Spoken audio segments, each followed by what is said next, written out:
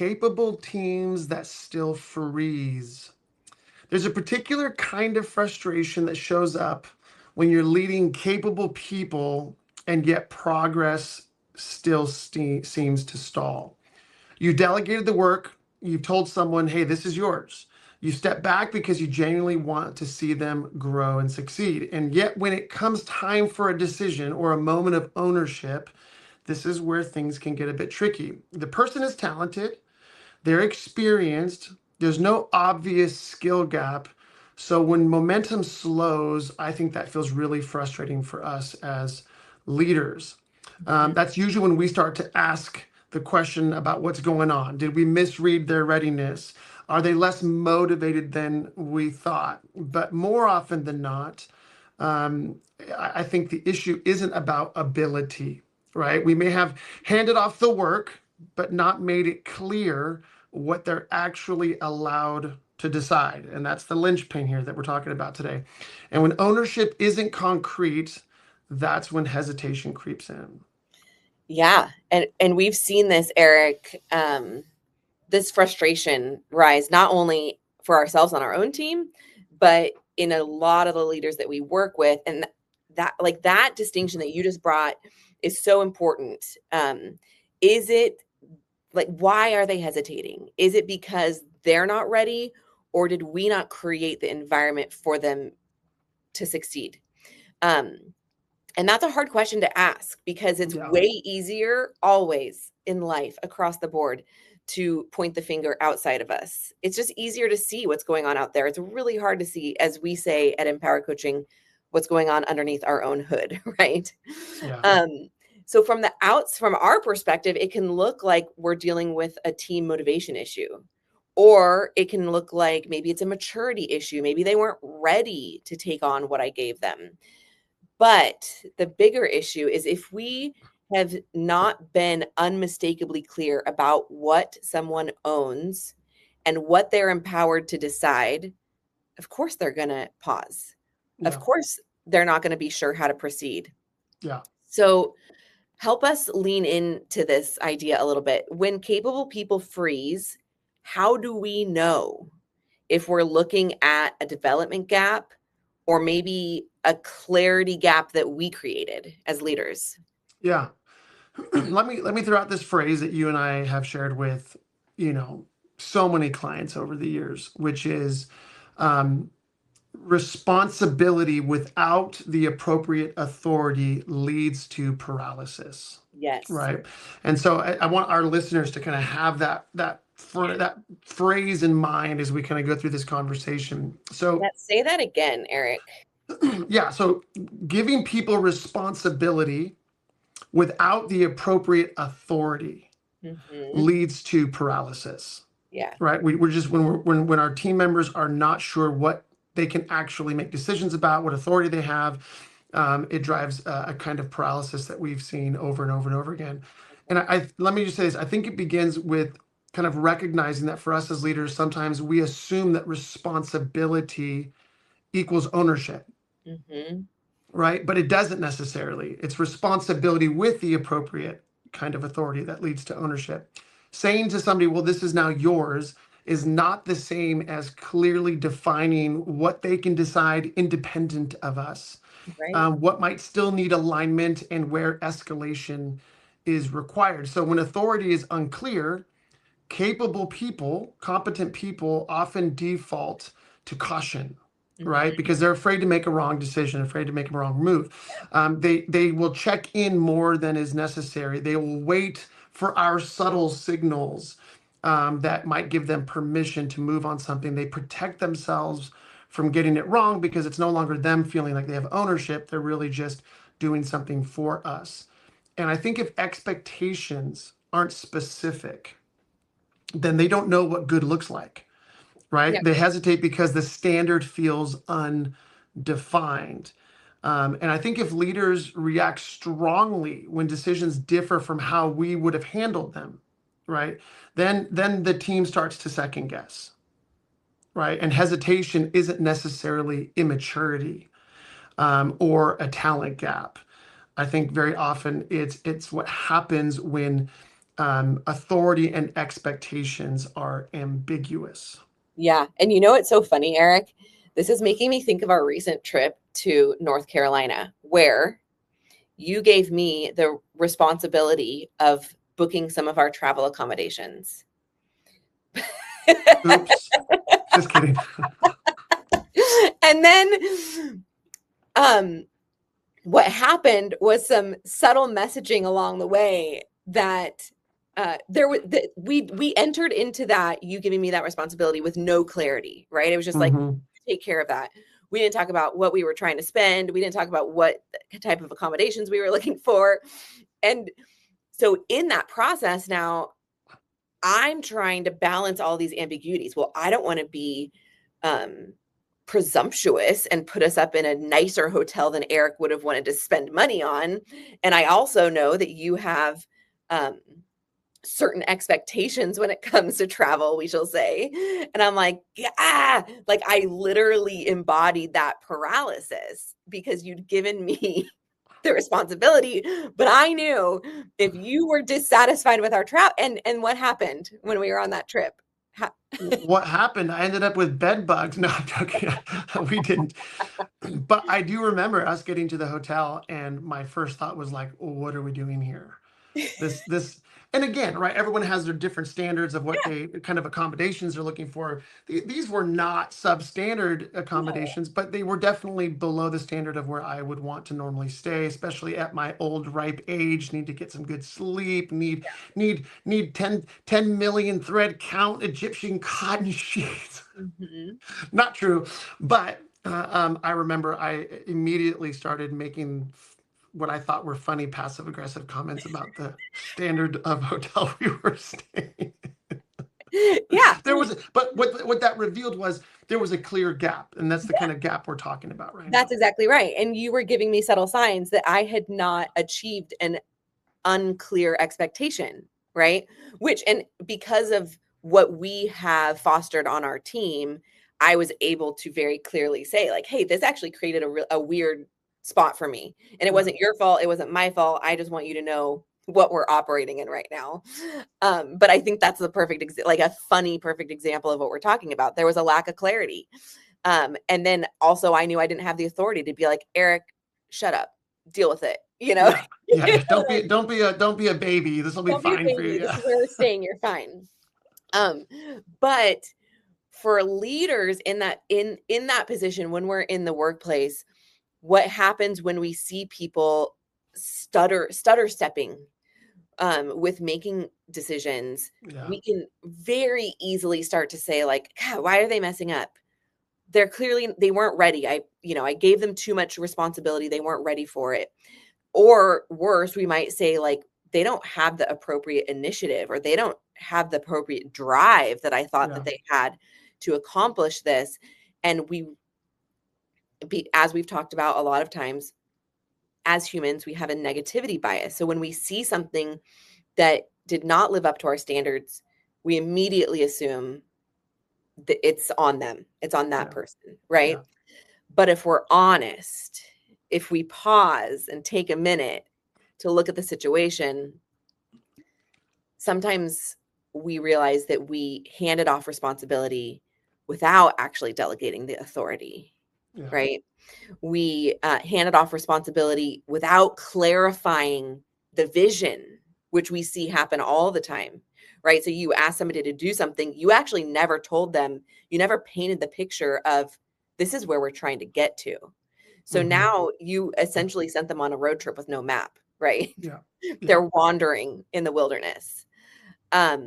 We sometimes, if we're honest, realize we handed off responsibility without defining what success looks like. And these are hard because in our head, like we talked about last week, these are obvious. We know what success looks like. We know the vision of what we're trying to get them to accomplish. And it's so obvious to us that we never stop and ask the question, did I make that obvious for them? Yeah. So let me reflect back in light of what you just shared. My experience on this trip was, if we think of these 4 like check boxes we can check off, have we done this? So the first one, handing off responsibility, I did, check. Check. I gave you decision-making authority? Check, Yeah. because you had the ability to book our accommodations. Uh-huh. The last two went lacking. I did not provide a clear vision or metrics of success that would let you know that you were making a decision that was going to meet my expectations, and that's where I fell short in my leadership. Did not provide those, and had a wonderful learning opportunity in that experience. Yeah, that's right. And as the person on the other side of that, um, hesitation felt like a really normal response. Like I legitimately was not sure how to move forward Yeah, because and we see this with people who are high achievers. I would consider myself a high achiever. You don't want to get it wrong. that's right. And when you aren't clear on how to succeed, what success looks like, what the vision is that you're fighting for, it does become paralysis. So let me ask you a couple questions to dig in a little bit more here. How can we as leaders tell the difference between a maturity issue, maybe an initiative issue, or the clarity issue that we're talking about here? Yeah, I mean, we say this to leaders all the time. Like when something's not working right on your team with an individual or the team at large, um, the best starting point for us as leaders is to ask ourselves the hard questions. Have I provided clear expectations, clarity about what success looks like? Have I delegated responsibility and the appropriate authority? And I think if we start there, and if we can answer those questions with check, check, check, check, check, then we can now start to move to the team member and to start asking the question, hey, why are you struggling? Why did you come up short? Why are you hesitating? Why are you reluctant? Why are you stutter stepping? But as leaders, we have to own that responsibility first and not assume that the problem always lies in the team member. Yeah, that's good. Um, I think we dug into a little bit about what that feels like from the team member side, but what behaviors from leaders are we employing that unintentionally train people to second guess themselves? Yeah, I mean, I think again, I love this idea of like a checklist, right? Like, I think when we are not as leaders um, disciplined to ensure that we're providing the clarity of expectations and responsibility and authority and metrics of success, then we are going to create an environment where people are going to feel hesitant. They're going to second guess themselves. They're going to be unsure of whether they're doing something right or well. I mean, that's the power of the story you shared, is that's how you felt. Like, did I not do this right? Did I do this right? I don't know, because you didn't provide much clarity, Eric, other than can you book some accommodations while we're there in town? Yeah, that's right. Okay, so how and again, this is a funny little frivolous story that we're sharing, but we actually engage clients all the time that are dealing with this in much higher stakes situations with their teams. So Yeah. talk to us a little bit about how you coach clients, leaders who come to you with a similar situation, dealing with a similar frustration. Yeah, like you said, we run into this all the time, right? Because we're all in the grind, we're hustling every day, we've got stuff to do. And so, as leaders, slowing down to pay attention to, am I providing, the necessary leadership that's going to give my team or team members the best chance of success is critical. So, here are some things that I think as leaders we need to be thinking about. Start by, remembering that healthy delegation requires a few things. Number one, clear expectations, clear responsibility, clear authority.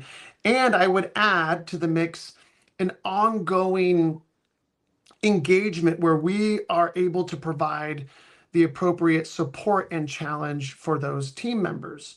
And we'll come back to that later. But I think, let's break down some of those things. Like for number one, authority. And that means they know what they can decide. They know what's within their power to choose or to navigate or to change, along the way. They know where their lane ends and begins. They know where the gutters are on either side of the lane, we like to say.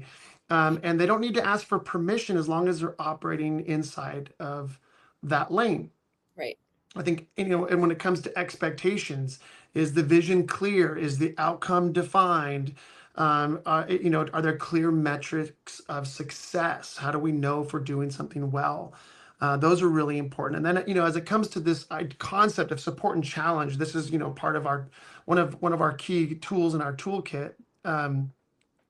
It's it's providing enough engagement with those team members where we have the opportunity to provide the necessary coaching, right? We're not just disappearing and saying, hey, throw you in the deep end and hope it works out for you, but we're providing those check-ins and that feedback loop that is so important, that we're resisting the temptation to micromanage, and that we're able to adjust with them as they're growing, as they're developing, as they're figuring stuff out, that we're able to adjust our leadership appropriately. And again, that's why we created the leadership operating system, Yeah. this set of core leadership tools that gives us as leaders the confidence. Am I providing the most advantageous leadership to give my people the best opportunity of success? And then the last thing I would say, when it comes to delegation, we often say, delegation is not dumping, right? It's not just dumping responsibility on people and hoping they figure it out in a vacuum, but it's actually partnering with our team members appropriately, through structured engagement that creates ownership along with some accountability. Yeah. I think that is significant, and it's something that leaders, we struggle with, because why do we bring people on our team? Because we freaking need help, because we need support, because we can't do it all. And so, especially if we are in a high pressure situation as leaders, we can be tempted, great, just take this on, right? That's one thing that we see. Or the other thing is, we see that leaders like to operate in certain default modes, right? We as leaders, some of us really like that first ideation phase, and so we want to be in there with our people, helping come up with ideas. And then we're like, great, run with it. But we haven't done the work to create the appropriate environment where they can then execute successfully. Or some leaders don't like the ideation. They like to get into the nitty gritty. But again, if we're not clear on what we're asking people to own, we can be stepping all over their toes. So this is a really tricky spot where there's a lot of traps for leaders to potentially fall into. I think it's important for us to realize, though, as leaders, that we can tell the difference between delegation and dumping when we have built the appropriate conditions for our team to succeed. Yeah. We've created the right environment. And we know that we've done that when authority, expectations, and support are aligned. We can see really clear signals. Second guessing decreases, initiative increases. We as leaders feel less tempted to jerk the steering wheel all the time. We see our teams achieving the goals in a way that feels like it's fitting the vision, right? That's right. Yeah. Let me just throw this in. Yeah. Because the image that comes to mind as you're sharing this, like when you talk about creating the right environment, like I remember reading a book, and this person was talking about leadership as gardening, right? Like you can't make the plant grow. No. Right.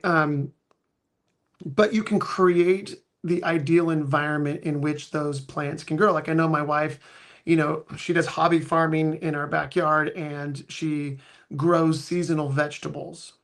And so in different times of the year, she plants certain vegetables or plants because she knows, hey, the environment, the weather, the amount of moisture or sunlight is going to be appropriate for those plants. And I think when we think of that as leaders, we can't make our people grow. We can't make them develop. No. We can't make them successful. But what we can do is pay attention to what are the right characteristics of environment that we as leaders can invest in, that we can cultivate, that will give people the best chance of succeeding.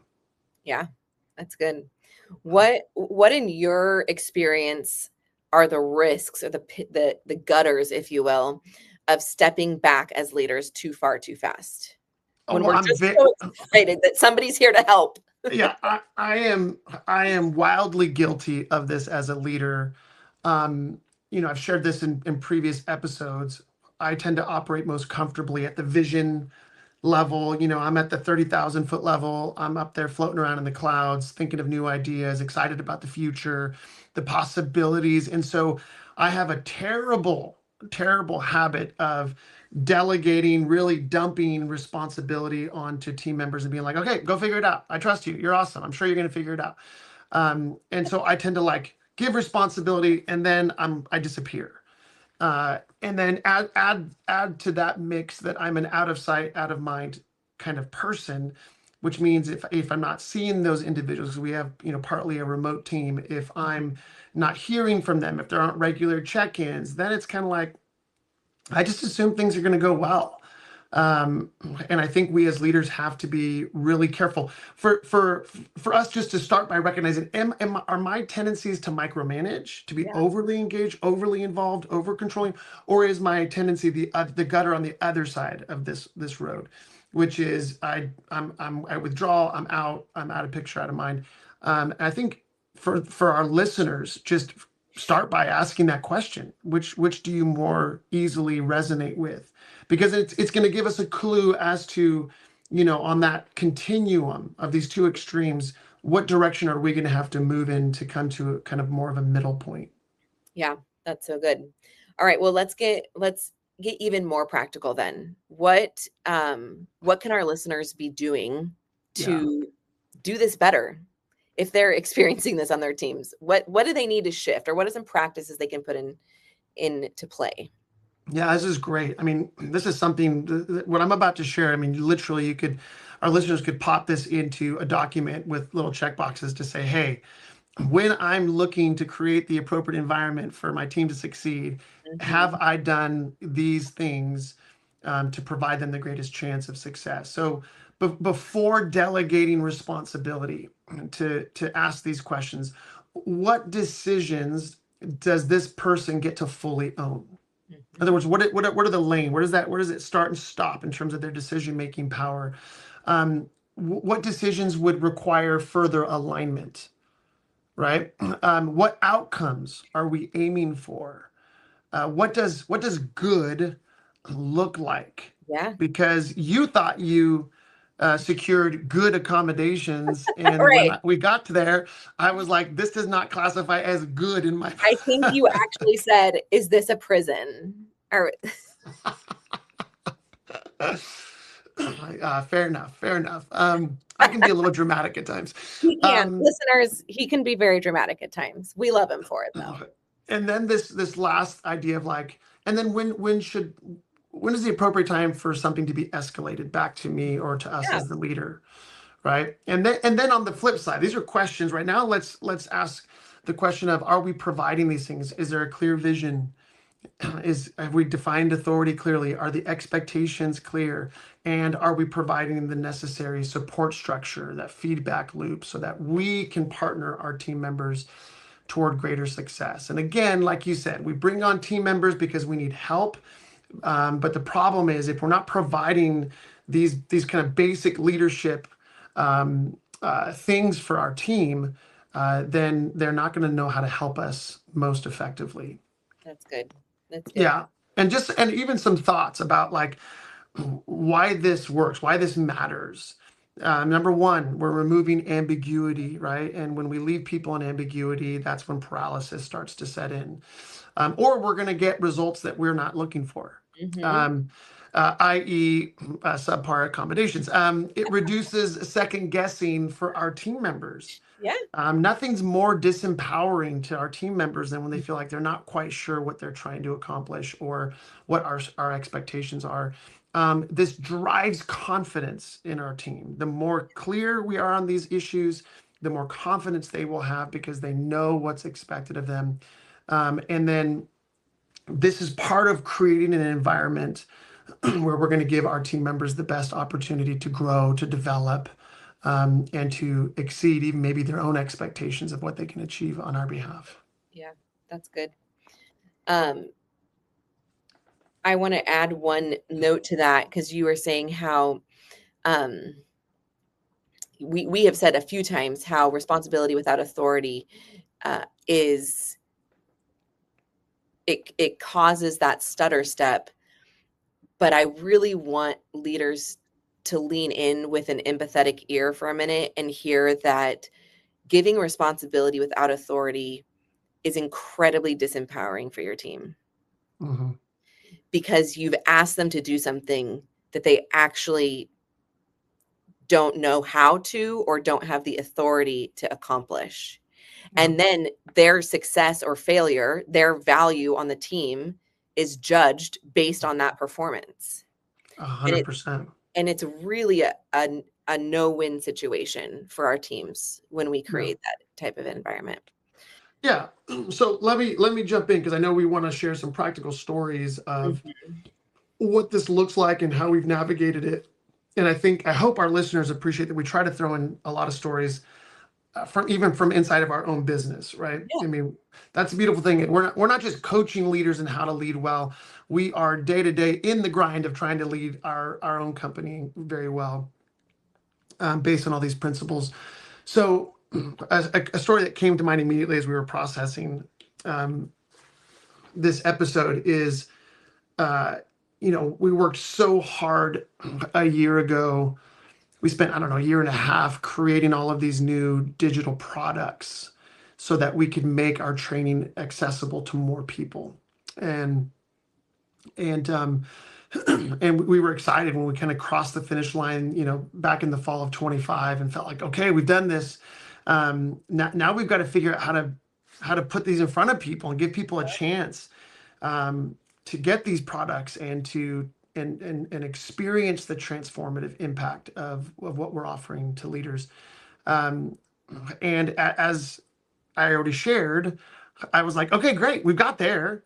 Now I'll just let my team run with how we're gonna, message and market these products. And I just kind of took permission on my own to not refocus my mind onto some other things that we're trying to achieve.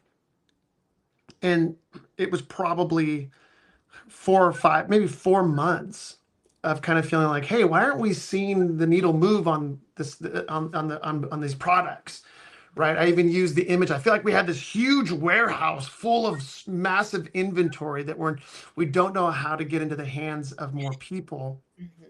And it was actually through some conversations with one of our other team members that I began to realize that I had in some ways checked out. I had dumped this responsibility onto a part of our team, disengaged, and kind of left them to try to figure it out on their own. And I think it wasn't until we all kind of realized, oh, we're floundering. We're not actually moving the needle in this area, that through those conversations, I began to recognize that, wow, here I've done it again as a leader. I have dumped the responsibility, did not provide the necessary support and investment into that part of our team. And so when we're not seeing the results we're looking for, and I'm communicating frustration and disappointment, and our poor team is like, bro, bro, like, yeah, I'm killing myself over here trying to killing ourselves over here trying to achieve what you asked of us, but it's been a lack of a clear vision, lack of clear expectation, lack of clear metrics of success, lack of clear support and accountability. And these are people who are highly competent, very capable, Yeah. who were just kind of stutter stepping and second guessing that. I didn't realize how much they were second guessing themselves and the strategies that they were employing. And I had to kind of step in and say, gosh, I've got to take responsibility. I've really dropped the ball Mhm. in this. I need to re-engage. I've had to apologize on a few occasions for leaving our team kind of floundering in the deep end. And it was, I think I could feel it. One of the first indicators that I was picking up on in conversations was kind of like almost this despondency, this kind of sadness, this like lack of, and I'm like, guys, what's going on with you guys? Come on, like we got to go do this. We're fighting for something really important.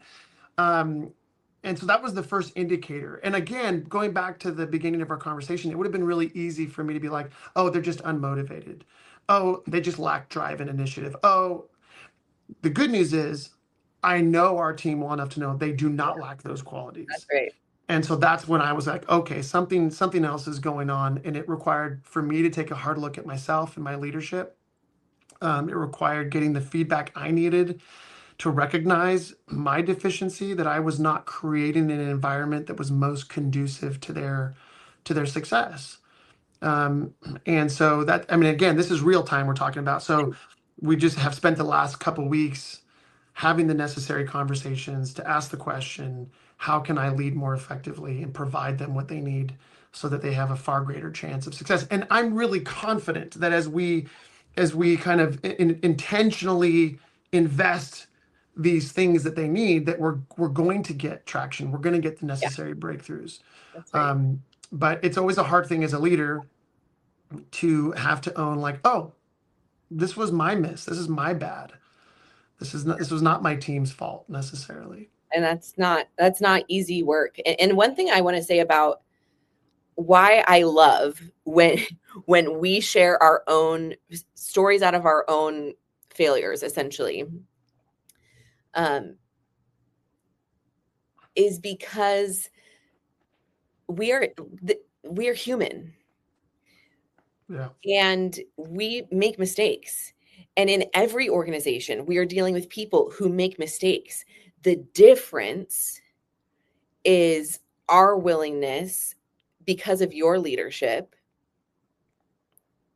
to be open about those, Hmm. to talk about, like, a mistake doesn't mean I'm a failure. A mistake Right. means we made a mistake and we need to figure this out, right?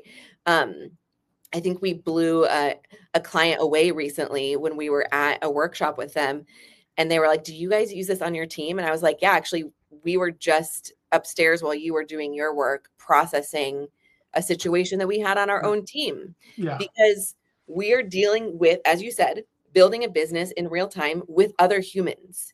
And this is just the natural, even when we can believe the best in our team, and I think we do believe the best in our team, mistakes still happen. Stuff, Yeah. because we've never done some of this before, or we're entering new territory, or just a ball got dropped, that's normal stuff. Yeah. The the make or break is, how do we as a team, how do you as our leader deal with those moments, Yeah. right? Yeah. It's good. Because the story I was going to share is another recent story. Like, in our own organization, Eric, we are fighting for so much right now. We are pushing the envelope. We are growing.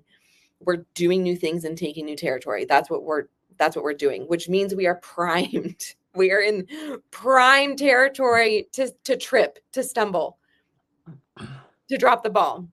Yeah. And I recently dropped a ball where that had ripple effects into multiple team members, and it was simply because I didn't get the clarity I needed to know where my authority began and ended.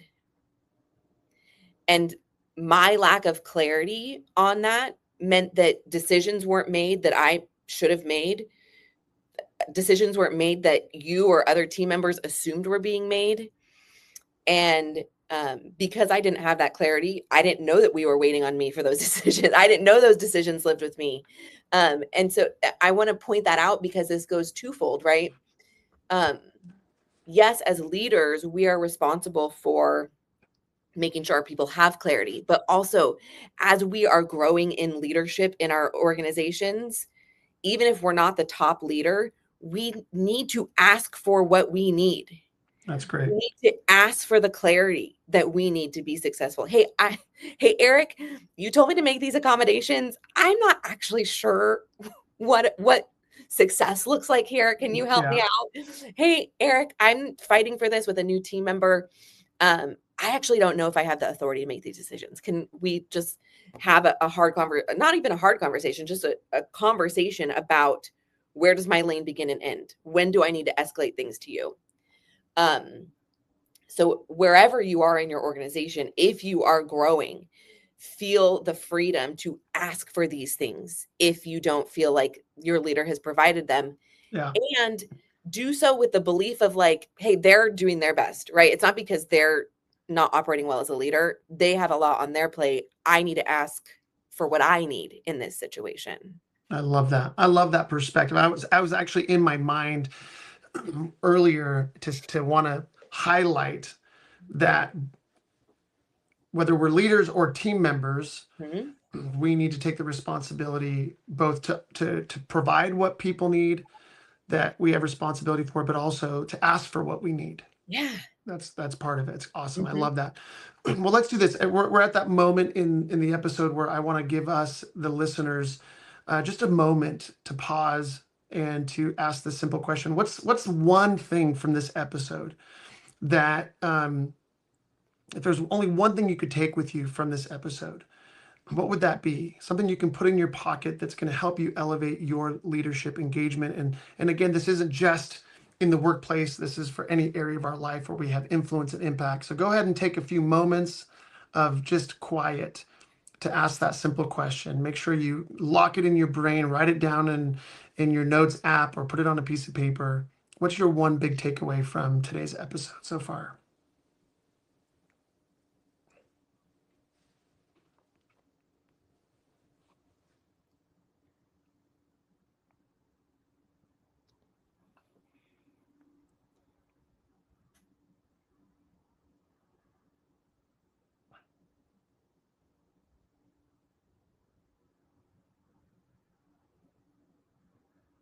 If the podcast ever gets big enough, this would be a great time where like an advertiser comes in. This episode is brought to you by Carlsbad alkaline water filled with electrolyte. That's where your brain went in that moment of silence. Yeah, sorry. That's how I interrupt silence Mhm. with the crazy thoughts in my brain. Well, hey, listen, dear listener, we love you. We're grateful that you've spent this time with us. We don't take it lightly. We want to add value to your life, to your leadership, and to help you continue to become a better version of yourself. Hopefully today helped us think differently about why capable people sometimes hesitate. If you found this episode helpful, we'd love for you to leave a review, please, please, please, or share it with another leader who might be helped as well. That's right. And if you want to go deeper, if you're looking to keep building these skills in leadership, join us for our next Empower Masterclass. We have them every month. So you can save your seat at npwrcoaching.com/masterclass or find the link in the show notes.